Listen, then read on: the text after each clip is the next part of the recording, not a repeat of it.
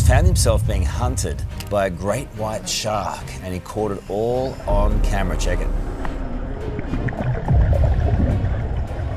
It started as a routine study off Australia's coast, with scientists tagging a great white shark for research. Then it vanished. No struggle, no trace. Only a tracker found later on shore. I remember looking at one of them, thinking, wow, she's just a magnificent looking animal. The data showed a sudden spike in heat, followed by a rapid dive, pointing to one chilling truth. The shark was swallowed whole. Codenamed Shark Alpha, the healthy female left the scene without any sign of distress.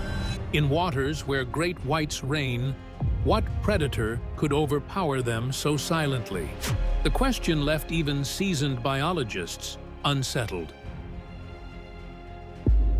The discovery of the great white shark. A shark moved along the southern coastline as if nothing were unusual, until the readings from her tag hinted at something the scientists could not explain. What began as an ordinary research mission off the coast of Western Australia would soon turn into one of the ocean's strangest mysteries. In the closing months of 2003, marine biologists fastened a tracking tag to Shark Alpha, a young female great white measuring 9 feet from nose to tail. At the time, she was just another data point. Strong, healthy, and patrolling the coastline like countless others before her. No one suspected that her journey would rewrite what scientists thought they knew about who truly rules the sea. She was young, healthy, and thriving, patrolling the southern coastline as one of the ocean's most efficient hunters. The electronic tag she carried was designed to do something simple: record depth, temperature, and movement, then detach after a set period and float to the surface, where satellites could transmit the data back to the scientists. For months, everything appeared ordinary. Her migration patterns mirrored those of other great whites before her. Nothing strikes fear in the heart of humans more than the thought of a great white shark. A steady journey along Australia's coast that fit neatly into what researchers expected. But 4 months later, the tag washed up on a beach. And instead of routine tracking data, it carried with it a story no one could explain. The first anomaly was heat. For a shark accustomed to waters around 8 degrees Celsius, the tag suddenly registered temperatures exceeding 25 degrees. That kind of heat could not exist naturally in her environment. The only explanation was that the device, still fastened to her, had been swallowed inside the body of something warm-blooded. Then came the plunge. Within moments of that spike in heat, the tag recorded a rapid dive of nearly 2,000 feet. This wasn't the slow drift of a lost tracker. It was a deliberate descent, the kind made by a powerful predator. For days afterward, the tag continued to log strange movements deep beneath the surface until it was finally expelled and drifted upward, only to be found later on shore. The data shook the scientific team. How could a 9-foot great white, an apex predator in its prime, vanish so completely? If the hunter had become prey, In our modern, comfortable life, we almost never have to think about being hunted, ripped apart, and eaten. then what exactly had the power to take her? Speculation spread quickly. Some whispered about giant squid, others about unknown deep-sea predators. Popular imagination leapt even further, reviving myths of leviathans and sea monsters. But one unsettling possibility hit closer to home. Could the culprit have been another great white, larger, stronger, and far more aggressive? Marine biology has long recorded instances of shark cannibalism. In sand tiger sharks, it begins before birth. There have been tiger sharks seen on the carcass today, and yesterday there was many as 15 to 20 tiger sharks on the carcass at one time. With embryos devouring siblings inside the womb. Among great whites, adults have been known to attack and consume smaller individuals when territories overlap or food is scarce. And while rare, there have been verified cases of carcasses bearing unmistakable bite marks from rivals of enormous size. Now we have a really clear idea of what behaviors might be behind some of these scars and these bites. The evidence from this case, the sudden spike in body heat, the violent plunge, the prolonged movement patterns, lined up best with a very large predatory shark. Experts estimated the attacker would have to be between 16 and 20 feet long, weighing upward of 4,000 pounds to overpower and consume a rival of that size. The incident gained international attention after it was featured in the documentary The Hunt for the Super Predator. Audiences were left with the same question that haunted the researchers. If a predator could take down a great white shark, what else might it be capable of? The Orca Assassins. When Shark Alpha's tag data revealed a massive temperature spike and a sudden dive deep into the ocean, experts were stunned. Codenamed Shark Alpha, the healthy female left the scene without any sign of distress. Something had eaten a 9-foot great white shark.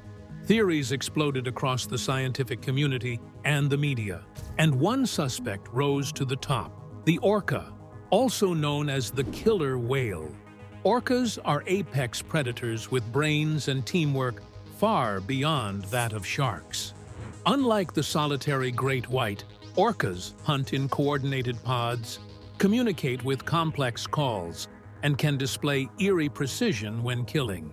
In 2017, the world watched in awe and horror when 5 dead great whites washed up on the shores of South Africa's Western Cape. All were intact, except for one thing: their livers were missing. In some cases, even the heart and stomach were cleanly removed. The precision was surgical. These were not frenzied attacks. The evidence suggested a methodical predator. Scientists quickly identified 2 orcas, nicknamed Port and Starboard, as the culprits. They had learned to flip sharks upside down, triggering a natural state of paralysis called tonic immobility, and then extracted the liver with a single bite. With shark livers rich in squalene, a high-energy fat, orcas had seemingly discovered a clean, efficient way to feed.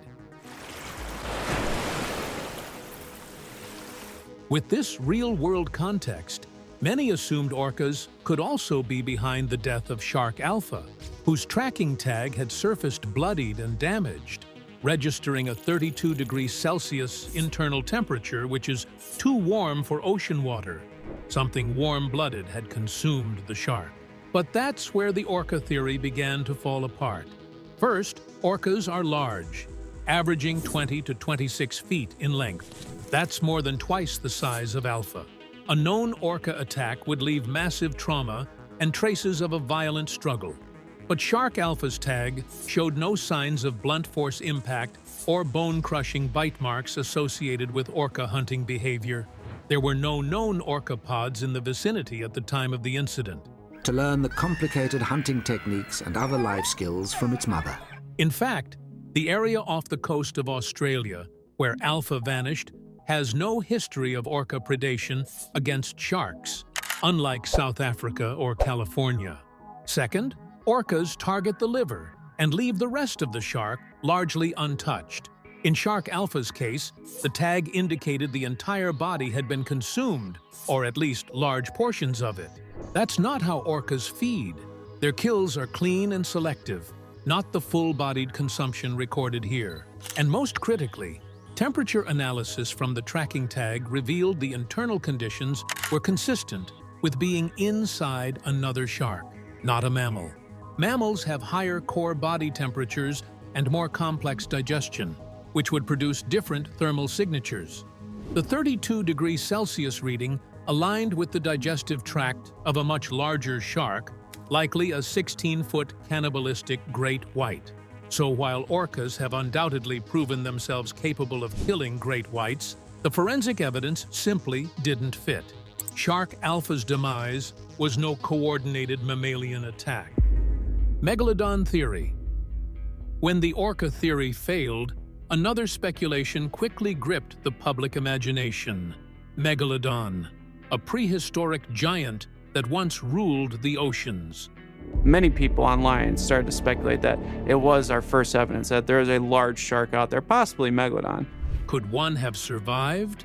The idea spread fast. Something had consumed a fully grown, healthy, 9-foot great white shark, and not in pieces, but in what looked like a single rapid event. That kind of raw power seemed beyond any known predator. To some, it echoed one creature from the fossil record, Carcharocles megalodon. Megalodons were not myth. They were real, dominating the seas between 23 to 3.6 million years ago. They reached up to 60 feet long, with 11-foot wide jaws lined with 7-inch teeth. We know that because we've found the teeth. The megalodon tooth is around 7 inches. Their bite force could shatter whale bones. Their favorite prey? Early whales and large sharks. Fossils show whales with gigantic semicircular bite marks, the calling card of Megalodon. If anything could swallow a great white hole, it was this monster. As the story of Shark Alpha went viral, the Megalodon theory took hold. Forums erupted.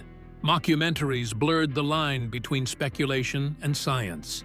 Even respected outlets gave air to the possibility. After all, 95% of the ocean remains unexplored. Could a single megalodon survive, hidden in the black trenches? But scientists pushed back, hard. First, there's no physical evidence of a living megalodon. None. No sonar scans, no video, no dead specimens, and no bites on modern whales that match megalodon size. A predator of that scale would leave unmistakable signs: devastated whale populations, disrupted food chains, and giant tooth marks on carcasses. Nothing like that has been recorded. Second, the recovered data from Shark Alpha's tag dismantled the theory. The tag showed a sudden 32 degrees Celsius temperature spike, meaning it had been swallowed, but by something with a cold-blooded digestive system. Megalodon, as a warm-blooded predator like modern great whites, would have produced a much higher internal temperature. So, the Megalodon theory didn't hold. And that's what made the truth more disturbing. A megalodon is terrifying, yes, but it's a monster from the past. Easy to mythologize, easy to dismiss. What killed Shark Alpha wasn't from a lost epoch. It wasn't hiding in ancient darkness. It was something real, something alive right now. At this point, frustration and desperation set in. Could squids have been the killer? As the strange disappearance of Shark Alpha spread through the scientific world, confusion quickly turned into obsession. Every possible theory was placed on the table. One, in particular, stood out and caught fire. It was not science fiction. It had roots in both legend and biology. The giant squid. For centuries, sailors had told stories of tentacled beasts dragging entire ships beneath the waves. These tales were often dismissed, but scars found on the heads of sperm whales told another story. Circular wounds and sucker marks showed these battles were real. Their skin bears the marks of countless battles with these massive cephalopods. Giant squids, some stretching more than 40 feet, did exist. They were elusive, powerful, and very real. It did not take long before serious voices began to ask, could one of them be responsible for what happened to Shark Alpha? At first, the idea made sense. Giant squids are ambush predators. They can strike from below with blinding speed. Their tentacles are lined with powerful suckers and sharp hooks. A shark that wandered too deep or too close could be attacked before it had a chance to react. Many scientists found the theory both chilling and believable. It seemed like the perfect explanation. A rare encounter with a giant squid might finally explain the strange tag data. The ocean is vast and largely unexplored. Why not this? But as data from the recovered tracking tag was studied more closely, the squid theory began to weaken. The temperature inside the predator's body was far too warm. Giant squids are cold-blooded. Their internal temperature stays near the surrounding water. They could not generate the kind of heat that was recorded. That one detail became a major problem. There was more. The descent recorded on the tag was not a quick struggle followed by silence. It was a deep, steady drop. After that, the tag showed controlled, methodical movement for days. This pattern was not consistent with squid behavior. Giant squids do not drag prey slowly into the deep. They strike and retreat. They do not cruise in measured patterns over long periods. Whatever had taken Shark Alpha had not just killed it. It had continued moving with the tag still inside its body. That meant this was a predator with endurance and a digestive system that did not match any cephalopod. Eventually, the evidence became impossible to ignore. The physiology was wrong. The behavior was wrong. The heat signature was wrong. What had first looked like the perfect suspect was eliminated piece by piece. The giant squid theory collapsed just as it was about to be accepted. And so, the search for Shark Alpha's killer continued. The deeper scientists looked, the more disturbing the possibilities became. Something was down there, but it was not a squid. Human speculation. Could we have done this?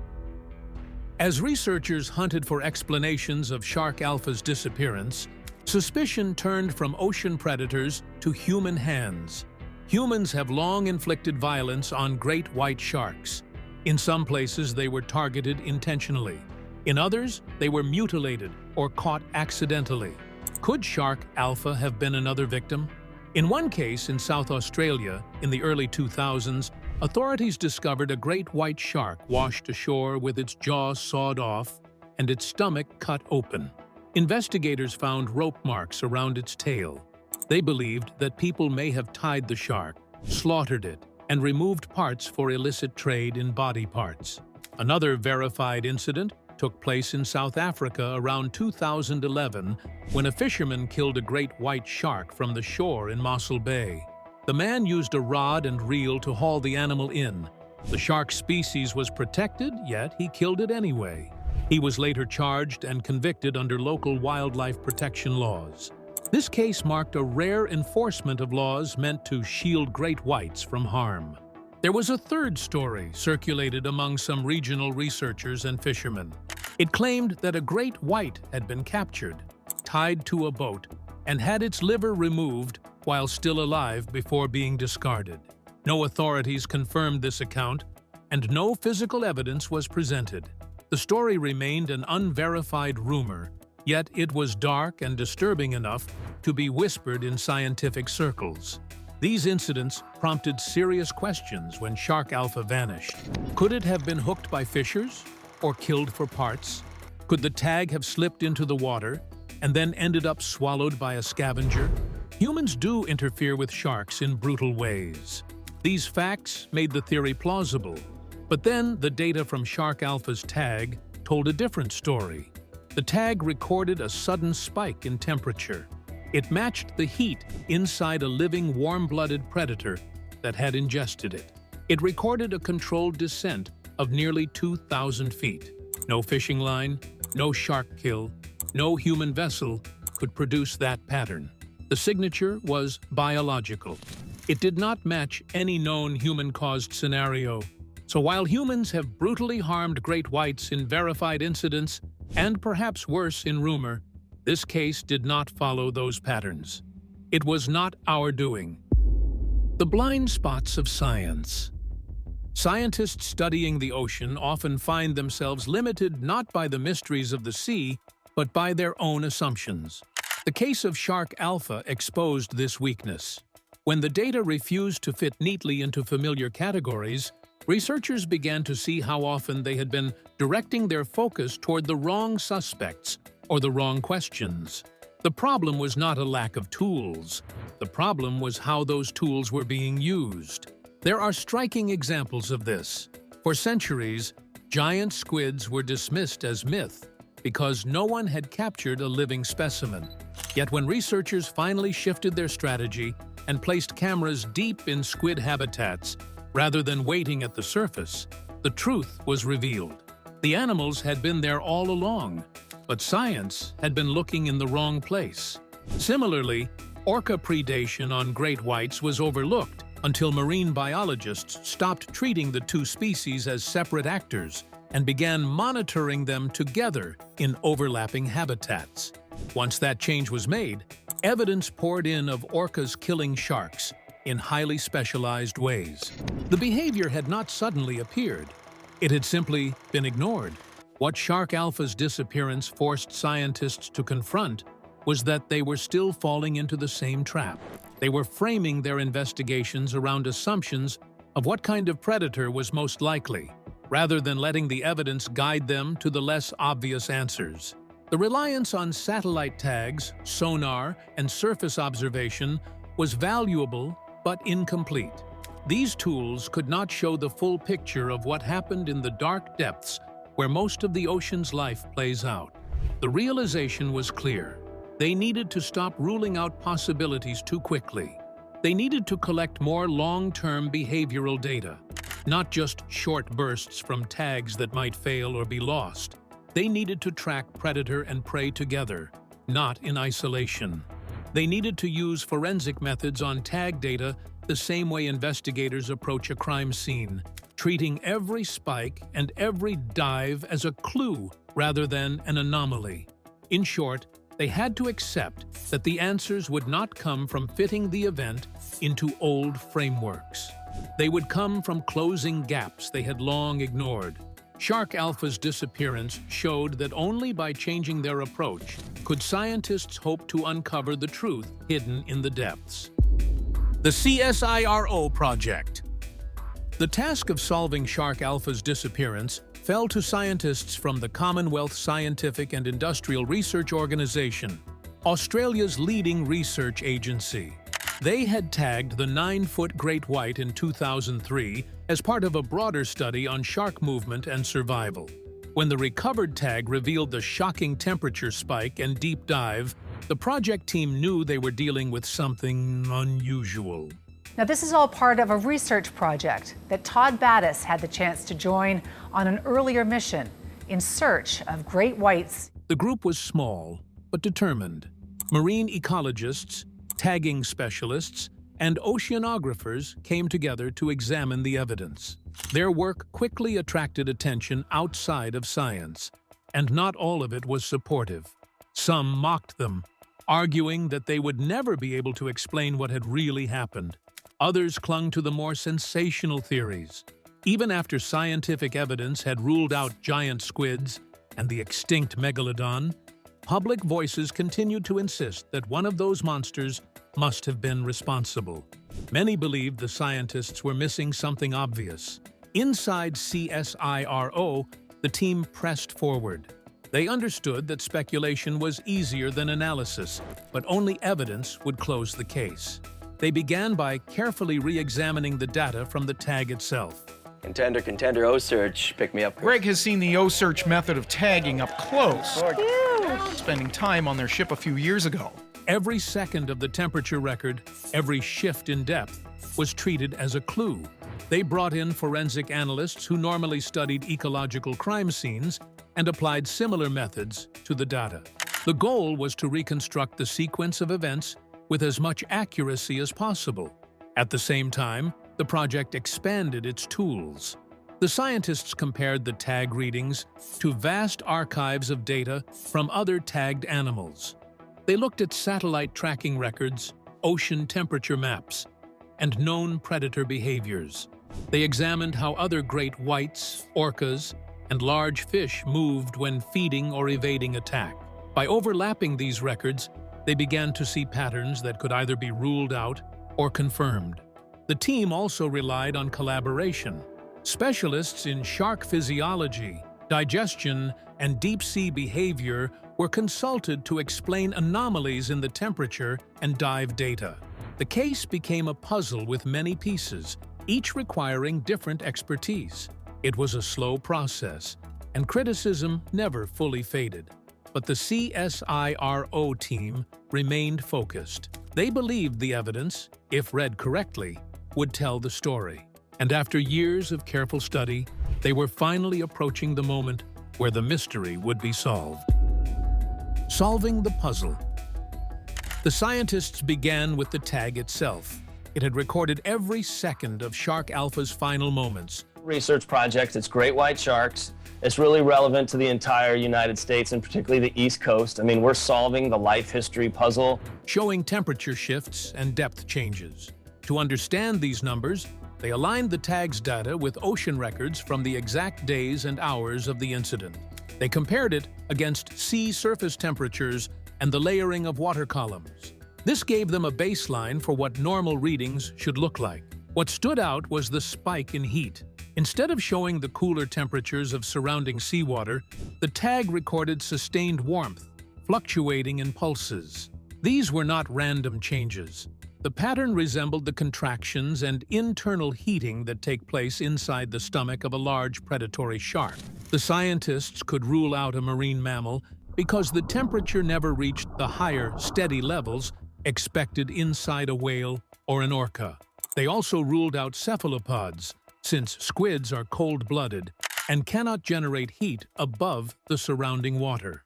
At this point, one possibility began to emerge. The readings looked very much like the signature of another, larger, great white. The next clue was movement. After the sudden spike in temperature, the tag data showed a rapid plunge into deep water. The descent was steep and consistent, followed by long periods of steady travel. At intervals, there were short rises in depth before the tag dropped again. This rise and fall pattern matched the gliding and tail beats of a large shark swimming after a heavy meal. Orcas, when tracked, do not produce this rhythm. Squids do not cruise in long, deliberate stretches. Human fishing gear does not mimic this kind of smooth, controlled dive. Once again, the movements lined up closely with how a larger great white would behave after feeding. The scientists then treated the tag like a crime scene. The most important job isn't the tagging, it's the resuscitation. If we don't do that, it's all for naught, the fish is gonna die. Under a microscope, they examined the outer casing. There were faint scratches and shallow grooves near the antenna. The spacing of these marks was consistent, with serrated teeth. The faceplate also showed corrosion, which they recreated in the lab by placing the same material in shark stomach acid. The chemical analysis went further. Acidity levels and bile salts absorbed into the tag's gasket matched samples taken from mackerel sharks. This chemical signature ruled out other possible digestive systems, especially those of whales, which leave very different residues. The evidence was narrowing, and one predator stood out. Size was the next issue. The team used models of digestion time to estimate how much food the predator had consumed. The tag stayed inside the stomach for several days before being released. That meant the predator had a stomach large enough to hold a big meal and physiology strong enough to keep it warm for an extended period. They then compared the data with jaw mechanics. A predator would need a mouth large enough to swallow big chunks of a 9-foot shark. By combining these calculations, they concluded that the animal must have been several meters longer than shark alpha. That pointed squarely to a bigger great white. The scientists asked which animals could possibly fit all of these requirements. Scientists surround the shark. Some take notes, some watch the clock. Only 15 minutes on the platform, water pumped through a hose. The predator had to be warm-blooded enough to create the measured heat signature. It had to be capable of deep, deliberate dives. It had to move at the same steady speeds shown in the tag's record. Finally, it had to live in the same waters at the same time of year. When each condition was checked against known species, only one fit. Still, the team wanted to be certain. They searched through years of archived tag data to find comparable cases. Whenever a similar sequence appeared, the same story repeated itself. The patterns of pulsing stomach heat, deep plunges, and steady travel occurred only after large great whites had fed on big prey. Independent studies from South Africa and California showed the same results. Every line of evidence pointed in the same direction. Finally, the scientists tested their conclusion by asking what would disprove it. If the tag had shown the steady warmth of a mammal, it would point to an orca or a whale. If the movement had been chaotic and short-lived, it could have been a squid attack. If the tag had drifted without control, it might have been human interference. But none of those signatures appeared. The evidence grew tighter each time a possibility was eliminated. At last, the pieces of the puzzle fit together. The tag had traveled inside the stomach of a bigger great white shark that had consumed shark alpha. After years of analysis, careful comparisons, and endless scrutiny, the CSIRO team had solved the mystery. Shark alpha had been eaten alive by one of its own kind when the hunter becomes the hunted. The discovery stunned both scientists and the public. For years, the great white had been seen as the ultimate predator. We talk a lot about white sharks being predatory, and they are. They are a powerful marine predator. An untouchable ruler of the seas. The realization that shark alpha, a strong and healthy individual, could be overpowered and consumed by another great white, changed that image forever. It was a reminder that even the fiercest hunters live within a brutal hierarchy where survival depends on size, timing, and chance. This revelation carried unsettling implications. It showed that the ocean does not operate on the myths people often assign to it. There are no invincible monsters and no perfect survivors. Every creature, even the great white, can become prey when faced with a larger rival. The deep sea is not ruled by legends of extinct giants or hidden leviathans, but by the harsh reality of living predators that still patrol its waters today. For the CSIRO team, solving Shark Alpha's case was more than closing a mystery. It demonstrated how much of the ocean remains unknown and how easily assumptions can lead science astray. The tag data became a warning that researchers must continue to refine their tools, test their biases, and prepare for answers that are far more disturbing than myths. Shark Alpha's fate left one lasting truth. The sea keeps no promises of safety, not even for its greatest hunters. In those depths, power belongs only to whoever is larger, stronger, and hungrier. Thanks for watching. See you in the next one.